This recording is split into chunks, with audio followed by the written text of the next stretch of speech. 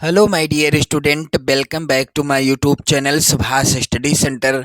जितने भी मेरे प्यारे बच्चे कक्षा 10 में हैं और अर्धवार्षिक परीक्षा 2024-2025 देने वाले हैं, तो आप सभी के लिए मैं आज के इस वीडियो में लेकर के आ चुका हूं आपकी अर्धवार्षिक परीक्षा 2024-25 के लिए सामाजिक विज्ञान का बिल्कुल वायरल मॉडल पेपर।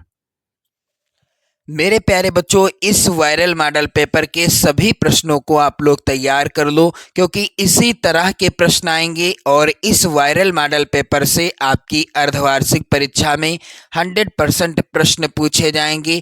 जितने भी मेरे प्यारे बच्चे कक्षा 10 में हैं, आप सभी के लिए यह मॉडल पेपर सबसे ज़्यादा इम्पोर्टेंट है और सामाजिक विज्ञान के, गृह विज्ञान के और हिंदी विषय के कई मॉडल पेपर मैंने प्रोवाइड कराए हैं जो कि बिल्कुल वायरल हैं और इसी तरह का पेपर आएगा आपके विद्यालय में। तो यदि आपने अभी तक सामाजिक विज्ञान विषय का पेपर नहीं दिया है अर्धवार्षिक परीक्षा का, तो आप इस पूरे वायरल मॉडल पेपर को जरूर तैयार कर लीजिएगा। मेरे प्यारे बच्चों, एक बात और है कि यह पेपर जो है आपकी अर्धवार्षिक परीक्षा के लिए तो अनिवार्य है ही, साथ ही आपकी बोर्ड परीक्षा 2025 के लिए भी सबसे ज़्यादा इम्पोर्टेंट है। तो चलिए मेरे प्यारे बच्चों, यहाँ पर आगे बढ़ते हैं और देखते हैं किस तरह के प्रश्न हैं, क्या क्या है। समय आपको 3 घंटे 15 मिनट का मिलेगा। पेपर का पूर्णांक रहेगा 70 अंकों का। सामान्य निर्देश यहाँ पर दिए गए हैं। पहला है निर्देश सभी प्रश्न करना अनिवार्य है। दूसरा निर्देश है कि प्रारंभ के 15 मिनट परीक्षार्थियों को प्रश्न पत्र पढ़ने के लिए निर्धारित हैं, यानी 15 मिनट आपको पेपर पढ़ने के लिए मिलेंगे और 3 घंटे का समय आपके पास बचेगा पेपर को सॉल्व करने के लिए। प्रश्न पत्र 2 खंडों में विभक्त रहेगा, खंड आ और खंड बा में। मेरे प्यारे बच्चों, खंड आ के इन सभी बहुविकल्पी प्रश्नों को तैयार कर लीजिएगा, क्योंकि खंड आ में 20 बहुविकल्पी प्रश्न आएंगे। प्रत्येक प्रश्न 1 नंबर का होगा और इस तरह से मेरे प्यारे बच्चों 20 नंबर का होगा खंड आ।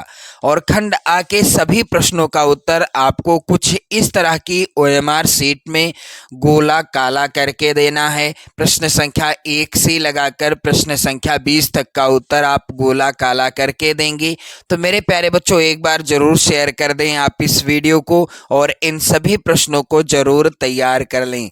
यहाँ पर बहुविकल्पी प्रश्न है और निर्देश दिया गया है मेरे प्यारे बच्चों, निम्नलिखित विकल्पों में से सही विकल्प का चयन कीजिए। चलिए, पहला प्रश्न है यहाँ पर, इटली का एकीकरण किसके नेतृत्व में किया गया। ये सभी प्रश्न आप लोग जरूर तैयार कर लो। 2025 बोर्ड परीक्षा के लिए भी यहाँ से प्रश्न 100% आएंगे। तो इटली का नेतृत्व मेरे प्यारे बच्चों किसके नेतृत्व में किया गया, यानी इटली का एकीकरण किसके नेतृत्व में किया गया। तो मेरे प्यारे बच्चों, इस प्रश्न का राइट आंसर क्या हो जाएगा, इटली का एकीकरण किया गया था। यहाँ पर राइट आंसर हो जाएगा ज्यूसेप्पे गैरिबाल्डी। यहाँ पर गा वाला ऑप्शन क्या होगा, सही हो जाएगा। मेरे प्यारे बच्चों, दूसरा प्रश्न है यहाँ पर, 1848 की फ्रांसीसी राज्य क्रांति के फलस्वरूप क्या हुआ। सन 1848 में फ्रांस में गणतंत्र की स्थापना हुई थी, यानी यहाँ पर पहला विकल्प सही होगा। 1848 में फ्रांसीसी राज्य क्रांति के स्वरूप क्या हुआ था, गणतंत्र की स्थापना हो गई थी। कहाँ, फ्रांस में। और फ्रांस की क्रांति कब हुई थी, एक प्रश्न ये भी आप लोग तैयार कर लीजिएगा। फ्रांस की क्रांति 1789 ईस्वी में हुई थी। ये दोनों प्रश्न मोस्ट इंपॉर्टेंट हैं, आप लोग इन दोनों प्रश्नों का आंसर जरूर तैयार कर लीजिएगा। अगला प्रश्न है मेरे प्यारे बच्चों, जर्मन संस्कृति में बोक्सजिस्ट का आशय क्या था? तो जर्मन संस्कृति में मेरे प्यारे बच्चों बोक्सजिस्ट का क्या आशय था? यहाँ पर राइट आंसर होगा खा वाला ऑप्शन, आम जनता। यानी बोक्सजिस्ट का तात्पर्य क्या था? आम जनता था। चलिए अगला प्रश्न है यहाँ पर, संसदीय प्रजातंत्र की स्थापना किस देश में सर्वप्रथम यानी सबसे पहले हुई थी? तो संसदीय प्रजातंत्र की स्थापना मेरे प्यारे बच्चों सबसे पहले सर्वप्रथम कहाँ हुई थी? किस देश में? इंग्लैंड देश में हुई थी। पहला ऑप्शन सही हो जाएगा। चलिए अगला प्रश्न है जो कि बहुत ही ज़्यादा इम्पोर्टेंट है आपकी अर्धवार्षिक और बोर्ड परीक्षा 2025 के लिए। प्रश्न है मेरे प्यारे बच्चों, महामंदी का प्रारंभ किस वर्ष हुआ? दिए गए विकल्पों में से किस वर्ष महामंदी का प्रारंभ हुआ था? सन 1929 ईस्वी में महामंदी का प्रारंभ हुआ। यानी पूरे विश्व में आर्थिक महामंदी का प्रारंभ कब हुआ? सन 1929 ईस्वी में। चलिए अगला प्रश्न है यहाँ पर, देश की अखंडता तथा एकता के लिए क्या आवश्यक है? देश की अखंडता और एकता के लिए क्या आवश्यक है? सत्ता की साझेदारी। यानी देश में यदि अखंडता और एकता को कायम रखना है तो इसके लिए क्या अनिवार्य है? सत्ता की साझेदारी। अगला प्रश्न है मेरे प्यारे बच्चों, बेल्जियम की सामुदायिक सरकार में निम्नलिखित में से किसके मध्य सत्ता में साझेदारी है? तो मेरे प्यारे बच्चों यहाँ पर आप लोग ध्यान दें, इसका उत्तर क्या हो जाएगा? राज्य सरकार और सामुदायिक सरकार के मध्य। यानी बेल्जियम की सामुदायिक सरकार में किसके मध्य सत्ता में साझेदारी है? राज्य सरकार और सामुदायिक सरकार के मध्य। चलिए मेरे प्यारे बच्चों अगला प्रश्न मोस्ट इम्पोर्टेंट है। कह रहा है कि भारतीय राष्ट्रीय कांग्रेस की स्थापना किस वर्ष हुई? तो इसका आंसर क्या हो जाएगा? सन 1885 ईस्वी में भारतीय राष्ट्रीय कांग्रेस की स्थापना हुई थी। मोस्ट इम्पोर्टेंट प्रश्न है, आप लोग जरूर इसको याद कर लेंगे इसका उत्तर। चलिए अगला प्रश्न है यहाँ पर, श्रीलंका ने 1956 में किस भाषा को कानून बनाकर एकमात्र राजभाषा घोषित कर दिया? श्रीलंका ने 1956 में किस भाषा को कानून बनाकर एकमात्र राजभाषा घोषित कर दिया था? इसका राइट आंसर होगा मेरे प्यारे बच्चों यहाँ पर खा वाला ऑप्शन, सिंहली भाषा को। मेरे प्यारे बच्चों श्रीलंका में किस वर्ग की संख्या अधिक है? यानी कौन सा वर्ग बहुसंख्यक रूप से पाया जाता है? यही भी यहाँ पर भी यही राइट आंसर होगा, सिंहली वर्ग। चलिए अगला प्रश्न है, बेल्जियम में किस प्रकार की सरकार है? तो मेरे प्यारे बच्चों बेल्जियम में क्या राजतंत्र है या सामुदायिक सरकार है, सामूहिक सरकार है या एक पक्षीय सरकार है? तो बेल्जियम में मेरे प्यारे बच्चों सामुदायिक सरकार है। यहाँ पर खा वाला ऑप्शन क्या होगा? राइट आंसर हो जाएगा। चलिए अगला प्रश्न है मेरे प्यारे बच्चों, प्रति व्यक्ति आय से क्या तात्पर्य है? तो प्रति व्यक्ति आय से तात्पर्य है राष्ट्रीय आय में जनता यानी जनसंख्या को भाग देकर प्राप्त आय। प्रति व्यक्ति आय से तात्पर्य है राष्ट्रीय आय में जनसंख्या को भाग देकर प्राप्त आय। अगला प्रश्न है मेरे प्यारे बच्चों, निम्नलिखित में से कौन सा संगठन मानव विकास रिपोर्ट तैयार करता है? तो इनमें से कौन सा संगठन है जो मानव विकास रिपोर्ट तैयार करता है?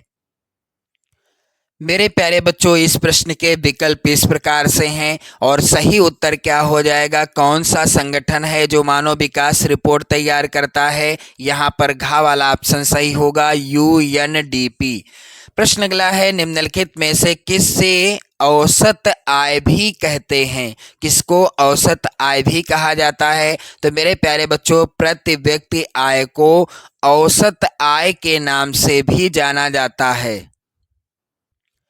प्रश्न अगला है मेरे प्यारे बच्चों, निम्नलिखित देशों में से किस देश का मानव विकास सूचकांक 2016 के अनुसार भारत से अधिक ऊंचा स्थान है? तो मेरे प्यारे बच्चों यहाँ पर राइट आंसर क्या होगा इस प्रश्न का? किस देश का मानव विकास सूचकांक 2016 के अनुसार भारत से भी अधिक ऊंचे स्थान पर है। मेरे प्यारे बच्चों, इस प्रश्न का आंसर आप लोग जरूर तैयार कर लीजिएगा, क्योंकि ये प्रश्न मोस्ट इम्पोर्टेंट है। और इसका उत्तर क्या हो जाएगा? इसका राइट आंसर हो जाएगा श्रीलंका। यहाँ पर खा वाला ऑप्शन सही हो जाएगा। चलिए अगला प्रश्न है यहाँ पर, निम्न में से किस राज्य की प्रति व्यक्ति आय सर्वाधिक है? यानी दिए गए विकल्पों में से कौन सा राज्य है जिसमें प्रति व्यक्ति आय क्या है? सर्वाधिक है। तो राइट आंसर होगा यहाँ पर हरियाणा। घा वाला ऑप्शन सही हो जाएगा। अगला प्रश्न है मेरे प्यारे बच्चों, भूमि एक संसाधन है, तो भूमि जो है क्या यह मानव निर्मित है, यानी मानव के द्वारा बनाई गई है, या प्राकृतिक यानी प्रकृति के द्वारा, या सौर ऊर्जा से निर्मित है, या इनमें से कोई नहीं? तो भूमि एक मेरे प्यारे बच्चों प्राकृतिक संसाधन है। इस रिक्त स्थान में क्या भरा जाएगा? प्राकृतिक, क्योंकि भूमि जो है हमें प्रकृति के द्वारा प्रदत्त एक निःशुल्क उपहार है। इसे ना तो मानव ने बनाया है और ना यह सौर ऊर्जा से निर्मित हुई है। चलिए अगला प्रश्न है, निम्नलिखित में से एक मिट्टी का प्रकार नहीं है। तो मेरे प्यारे बच्चों, आप सभी को जानकारी होनी चाहिए कि काली मिट्टी होती है, पीली भी मिट्टी होती है, लाल मिट्टी होती है, लेकिन सीमेंट जो है यह मिट्टी नहीं है। राइट आंसर होगा कि इनमें से कौन है जो मिट्टी नहीं है, यानी मिट्टी का प्रकार नहीं है? तो सीमेंट हो जाएगा राइट आंसर। प्रश्न अगला है, रियो डी जेनेरियो में पृथ्वी शिखर सम्मेलन का आयोजन किस वर्ष हुआ? तो मेरे प्यारे बच्चों, सन 1972 ईस्वी में पृथ्वी शिखर सम्मेलन का आयोजन हुआ था। कहाँ? रियो डी जेनेरियो में।